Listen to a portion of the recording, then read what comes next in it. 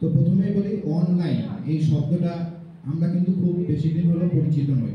মানে আমরা যদি আমাদের আগের প্রজন্মতে যাই, অর্থাৎ আমার বাবা মায়ের প্রজন্মে যদি যাই, তাদের ক্ষেত্রে কিন্তু এই শব্দটা অতটা প্রচলিত ছিল না। কিন্তু বর্তমান সময়ে এই অনলাইন শব্দটা প্রতিটা মানুষের কাছে পরিচিত।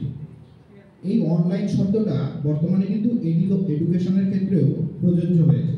সেটা আমরা ইতিমধ্যে করোনা, যেটা আমাদের একটা অতিমারি চলে এসেছিল, তো সেখান থেকে কিন্তু আমরা খুব ভালোভাবে সেটা উপস্থাপন করতে পেরেছি।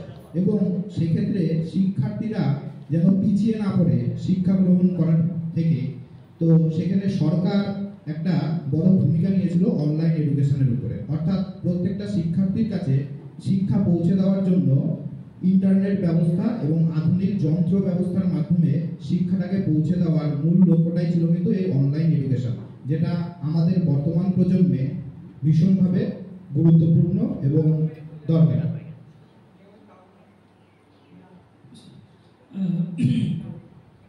প্রথমেই আমি বলতে চাই, আমার সহপাঠী বন্ধু রণদীপ যেটা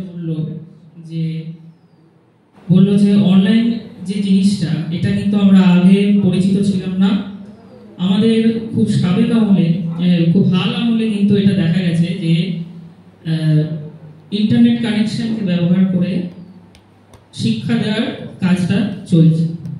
কিন্তু আমরা জানি যে ফর্মাল এডুকেশন বলতে কিন্তু শিক্ষকের সমীপে থেকে তার উপদেশ শুনে এবং তার আদর্শ অনুসারে কিন্তু শিক্ষা গ্রহণ করতে হয়।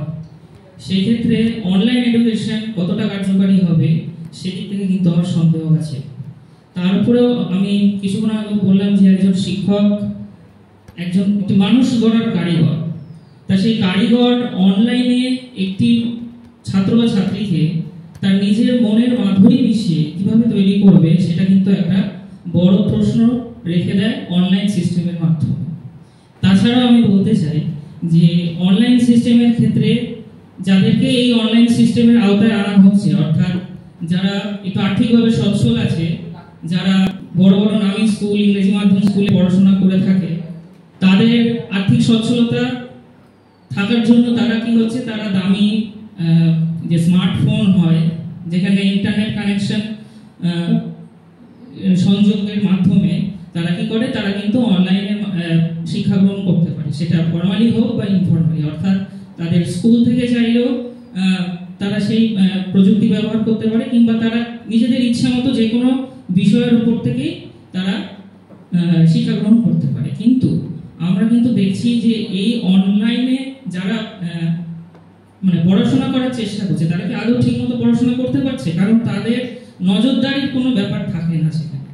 অর্থাৎ একজন তার যে অভিভাবক হয় বা অভিভাবিকা হয়, তারা হয়তো তাদের হাতে ফোনটা তুলে দিচ্ছে, ফোনটা তুলে দিয়ে তারপরে তারা কতক্ষণ নজর দিচ্ছে, আর ওরাই বা কতক্ষণ শিক্ষাটা গ্রহণ করছে। কারণ শিক্ষা, যদি আমি ছোট বাচ্চাদের কথা ভাবি, তাদের ক্ষেত্রে কিন্তু অতটা আকর্ষণীয় হবে, কারণ তারা শিক্ষার মর্মটা বোঝে না।